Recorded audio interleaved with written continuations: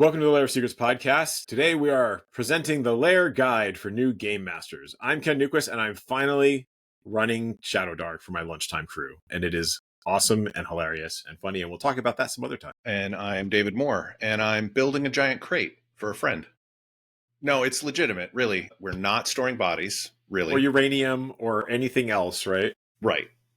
I mean, it is big enough to store up 2 or 3 bodies, but anyway, you're here to learn how to be a new GM. If you have been playing for a while or you're brand new to role-playing, this part is really if you've been playing for a little bit, but even if you're brand new, you should find some things that will help you out. So if you are totally new to GMing or RPGs, we've got a list of things. And, the first one is our identify the games you're actually interested in. Is it a game you've been playing? Is it a game you've had on your shelf and you've been interested in? Something else like a neat Kickstarter you saw? Having something you are interested in will help you actually GM and be interested in GMing and doing the fun work of prepping for a session. The other thing that you can do is listen to what people are talking about at the table, right? Like, oh, there's, at least for my group, there's always been games like, we love playing Dungeons and Dragons, but wouldn't it be great to get back to Savage Worlds? Or, I picked up this Kickstarter, or, you know what, we got Twilight 2000 4 years ago during the pandemic, but we never got to play it. And everyone's just like, there's those games, the ones that always got away, right? If everybody at the table is already excited about, or at least has thought about it, you can go, hey guys, you know what? I'll run Savage Worlds, right? And then everyone's going to be like, you have automatic buy-in to the games, assuming your group has been having this kind of chatter. If not, you can say, hey, I found this game. It's kind of like D&D, but it's set in this setting, or it's got this spin to it, right? So, but I think listening to what your players are saying, or your potential players are saying, can give you an in and also inspiration. Yep. So you've picked a game and you've got some people who are interested in playing that game with you. What would be the next step, Ken? I think I like to go out and do some research. So I'll read some blog posts. I will maybe listen to some actual play podcasts. So if I was going to run Scum and Villainy, I might come over to Lair of Secrets and watch our actual plays for Scum and Villainy. Or if I was new to Cyberpunk, I might come over and watch our Cyberpunk Red actual plays. Like, I'm running Shadow Dark now. I went out and looked at a couple of videos specifically about getting 5th edition players playing Shadow Dark, because D&D 5th edition's got all the rules. Shadow Dark has a subset of those rules. And so you got to figure out how to transition people over to this new streamlined rule set without breaking their brains.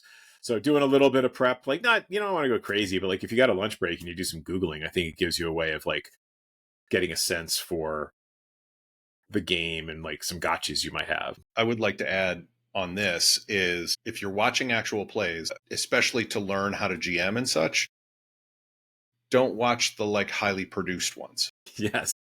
Because that's going to give you a complex about I'm not that good. But also there's lots of editing, there's lots of other stuff. And generally everybody there is not new to GMing. So if you find an actual play that's done by, like say us, that maybe we're learning a new game. We just finished our last session of Fallout 2D20 recently. None of us had ever played it. I was running it for the very first time. And so it's all of us were kind of learning together. And that is, as we'll say later, perfectly fine. And so everybody's going to make mistakes and you just want to have fun with it. So take the watching actual plays with a grain of salt. Don't shoot for the moon. Go for down the street, another close gaming to your guys. We don't actually have this listed anywhere in our advice, so I'm just going to add it. Read the rules. So I think being able to sit down and reading through the rules, obviously, especially if you're going to run Dungeons and Dragons and you've been playing a lot of Dungeons and Dragons, but as a player, go and read the DMG, right? But actually, or at least part of it. Or at least part of it. Or read the rules for the game that you're actually going to be playing. And I think taking notes while you're doing that is also helpful, just as like, I didn't know this, or I think I'm going to remember. I'm going to forget everything. So I just write down stuff that I think I'm going to forget. I think the other thing that's helpful, and we're going to talk about pre-gens in a little bit, but for me, it helps me to understand a game when I make characters for the game, right? Not just NPCs, but full on like player characters that maybe I'll be using those in my one shot or in my convention game. But it really helps me understand the rules because like it's applied mechanics, right? Yep. Yep. Your next step is you need players. Theoretically, maybe you're in a game group and say, "Hey guys, I want a GM." And I'm using guys in the gender neutral sort of like, "Hey y'all, I want a GM." and you've already got some excited people. But maybe you need to make a bit more of a pitch to it. So when you're making a pitch, read the room, make sure that the game you're interested in playing fits with some of the other people as well. If you're like, hey, I wanna play, I don't know, Eat the Reich and have you guys play vampires trying to suck all of Hitler's blood. That interests me. That interests several people that I know. But there are other people that don't want to go gonzo ultraviolence on Nazis, sort of thing. Like it may not fit your group. So read the room, make sure that the game you want to run also fits those other players. And get a sense as well of, do you want to run this as a one shot, or maybe you would want to have multiple games of this? And we'll talk about one shot versus extended multiple games in the future. But yeah, I would say at first, offer to run one game.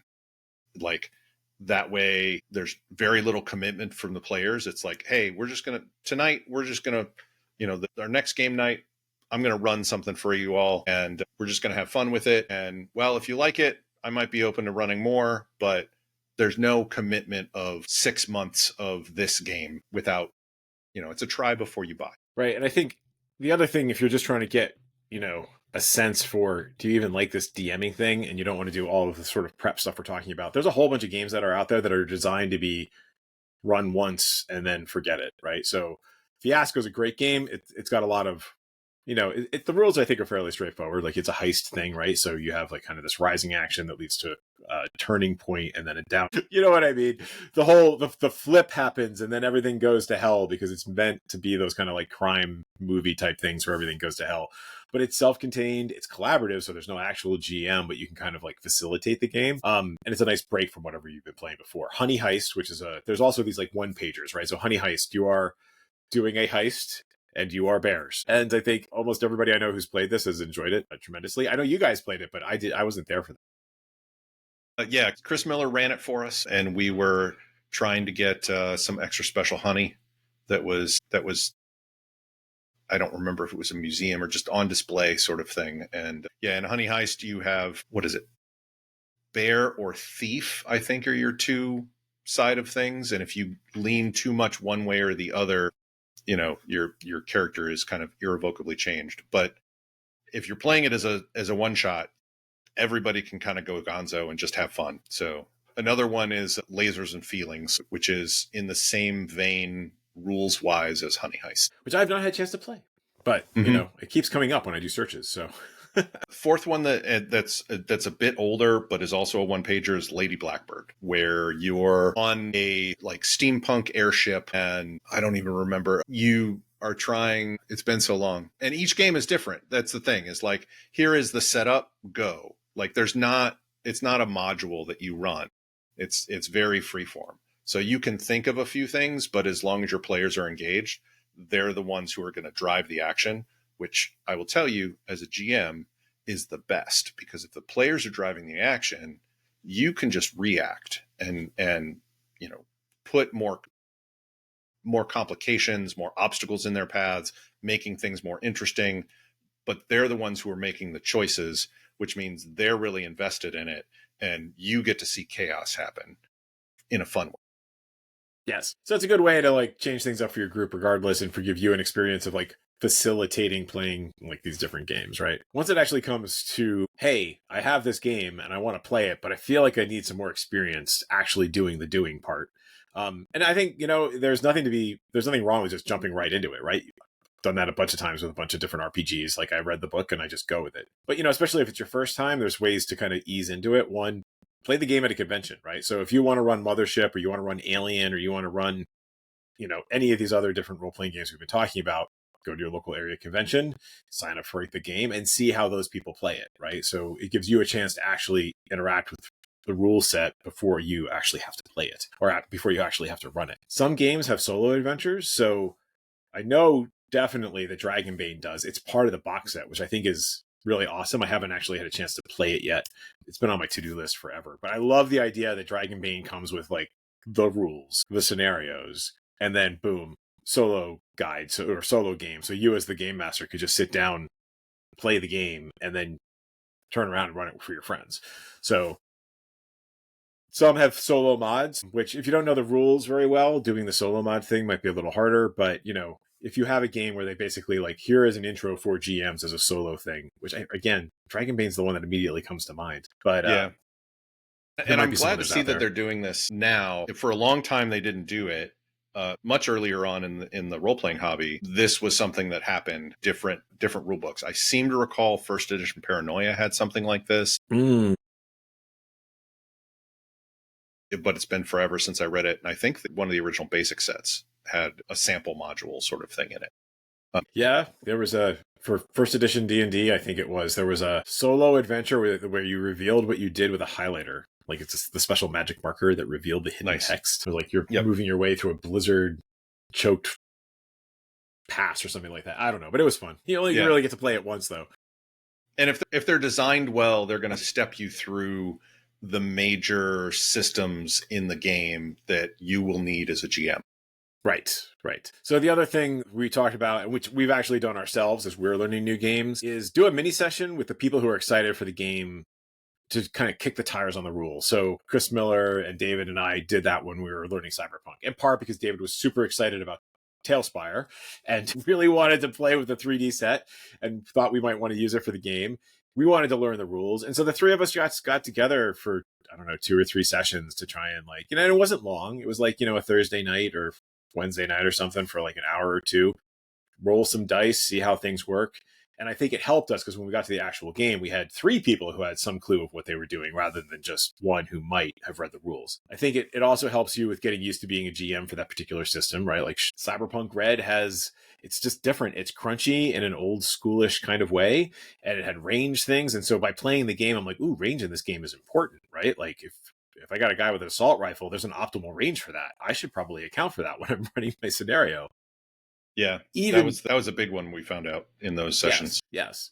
You also figure out just how crunchy people are or not. And by crunchy, I mean the sounds their body makes when they get hit by a rocket launcher, rocket from a rocket launcher, or maybe even the rocket launcher itself. And the last thing too, and I just encountered this myself doing Shadow Dark for our lunchtime group, which was figuring out the virtual game table. Like if you're not, or even your real world game table, right? Like if this is the first time you're running, having that initial session in the real world, it's like, okay, where are all my supplies? Where are my books? Did I pack everything correctly?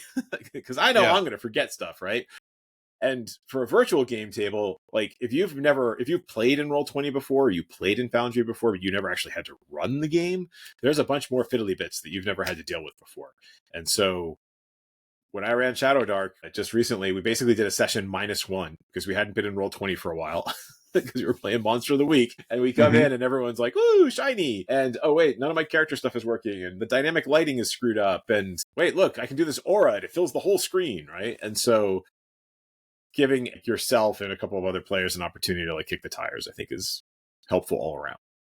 Yeah, if you're playing in person, as you were mentioning, Ken, is like, where's all my books, etc. Like one of the things that has caught me off guard, even as running as often as I have, was after starting a new game, perhaps, is like, say a combat starts and people are like, well, where's this and where's that? And then you realize, oh shoot, I need a map, or I need a representation of a map. And then suddenly you're pulling out coins out of your pocket, or putting your dice on the table and saying, okay, that's a goblin over there, or that's a corpse security over there, that sort of thing. And that works perfectly fine. But knowing that, hey, maybe some index cards or, some little glass beads or whatever will just ease that thing along a little bit. And we have videos for this. Assemble your own GM kit. But that's not necessary as a first-time GM. It isn't, but it could just be like you have a Tupperware container that you throw dice, a couple of pens, and some index cards in, and you've got it together. Like you don't need something like that, which makes a lot of noise. But in any case, The idea being, to your point, like I'm going to need these things. So for me, I like to prep so that I'm not kind of overwhelmed the day of. And so having that like prelude game goes, oh, and this is what I'm going to need. Right. And it just makes everything run smoother later, whether it's virtual. So at this point, our thought is, what is the minimum viable game for you to be able to run as a new game master? Like, what is as little prep as you need? What is your absolute essentials to run as a new game master? So our first one is run that one shot. We kind of mentioned this before. A one shot isn't a long commitment. And at one shot can turn into a multi-shot or even a very long campaign if everybody's very enthusiastic about it, including you. If you're not into the game, that is a sure way of unhappiness and or a way to kill the game if you're not happy with it. But, running that one shot, you're not committed to it. Your players aren't committed to it. It's a good way to get your group to buy in on it because it's just one night of theoretically the nights that you normally get together that you can just run a game. Yeah, so I think building on that, so you're like, where do you get these one shots from, right? So one shots are really meant to be self-contained. Like if you're playing for 4 hours, hopefully you can get through the whole thing in 4 hours, right? As opposed to, I have my D&D Essentials kit here. The scenario in here, it's kind of like it's meant to be played over time, right? So you'll have a couple different sessions. It's enough to get you started. I think it's like 5 or 6 sessions probably. I have not actually run the Dragonspire adventure that's in there, but in any case, getting it in a quick start an essentials kit like this for D&D is one way to do it. Most of the games out there these days have quick start rules, and I think the advantage of that is they almost always come with a scenario that's exactly what we just talked about. Maybe it's even shorter, like a 2-hour session or 3-hour session. It comes with pre-gens. It's usually a stripped down version of the rules. Often there'll be a cheat sheet for your players, and so I think quick starts for those games, like we've been talking about Shadow Dark a lot, but it's been great for my lunchtime game because I was just able to like give people the pre-gens and they crossed out the character name to add a different one. And most of those characters are probably going to die after they get into the next room. There's some things you just shouldn't open, whether they might be a crate that someone built that is entirely innocuous, or I don't know what you're talking a sarcophagus at the bottom of a cave, which clearly says that you shouldn't open it. What have you. That'll ensure it's a one-shot because everybody's going to be dead. But the quick start rules also, it's just a great way to get a taste for the game. They're usually free, so you can share the rules part and the pre-gens with the characters with your players ahead of time while you focus on getting the scenario together. So I think quick starts are great. And if we go back to like Honey Heist or Lasers and Feelings, I believe those two are also free. I believe Lady Blackbird may also be free. But those are, they're one-pagers and very little character creation. So you wouldn't need to necessarily bring a pre-gen. Although if you wanted to make pre-gens, I think if you're playing like Honey Heist, it'd be pretty funny to you as a GM just kind of come up with the background of these different bears. But Honey Heist has a random bear creation table that you roll what type of bear you are. You roll what kind of hat they have on. It's just a hilarious game in general. Yeah. Shadow Dark has its own set of quick starts with character, as you mentioned, Ken, with pre-gen characters. It even has a module in there.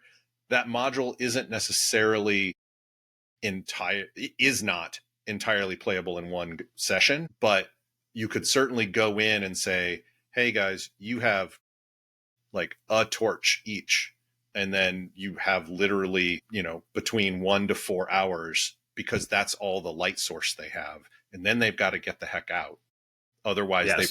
they will die with all the things because the dark bumps back. Yes, in that game. Yes, exactly. I think we ended my Shadow Dark session with 8 minutes left on the torch. Oh, wow. So they'll be picking up on Tuesday. But the thing about pre-gens is, and I just learned this for myself, relearned this particular lesson, you should read them. So if you're going to use somebody else's pre-gens, I would review them again before you actually run the session. One of the pre-gens in Shadow Dark has invisibility. And I'm like, where did they get invisibility from? And it calls out on the character sheet like what that ability does. And I'm like going through the rules and being like, where did they get this from? I'm looking at so I still don't know where they got it from. That's the halfling, right? Yeah. Halflings are able to go invisible at any time once a day. Oh, so it's a halfling trait, not a rogue trait. It's a halfling trait. And you don't normally read every single like race and class as a GM. But if you have the pre-gen, all those abilities are listed there for you. Yeah, and so I think the thing about the pre-gens is learn from my mistakes. Some of these games, they don't actually do a great job of telling you what the abilities are. So I think to make things easy for people and for you to understand them yourselves, if it's not written out on the character sheet, just make a cheat sheet for the different abilities that are on there, so you're not looking them up at the table. Yep. We got some tools that we recommend. We mentioned a few of these earlier. If you want to put together a mini GM kit, not the giant rattly one that Ken has, although it is quite useful. Oh, that's not the big one. I know that's not the big one. That's like your con version, not the. That's the travel GM kit. Yep. Some index card, 4x6, 5x7, whatever floats your boat there.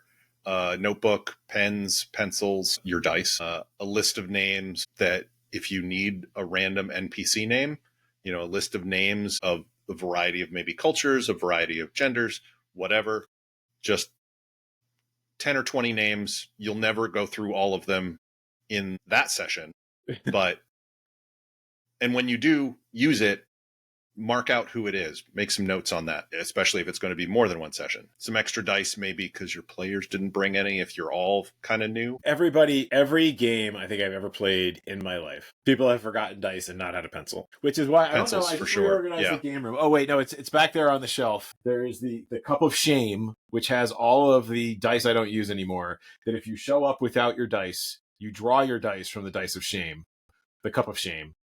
Got it. Because people always forget dice. And it's life, right? Like, there's no shame. It's okay. I forget stuff all the time. But having extra dice and extra pencils will prepare you and everybody else. So you're not like, oh my gosh, you're going to find another pencil. Then you spend 15 minutes trying to find a freaking pencil. Yep.